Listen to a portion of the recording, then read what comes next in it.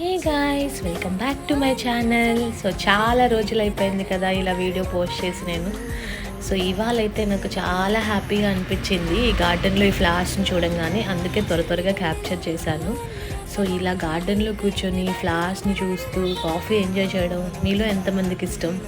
So నాకైతే చాలా ఇష్టం అండి, ఇలా ఫుల్గా పువ్వులు పూసున్నప్పుడు అలా కూర్చోవడం. అండ్ సంక్రాంతి పిండి వంటలు స్టార్ట్ అయిపోయాయా? సంక్రాంతి ఆకే అందరు ఇంటికి వచ్చేసారా?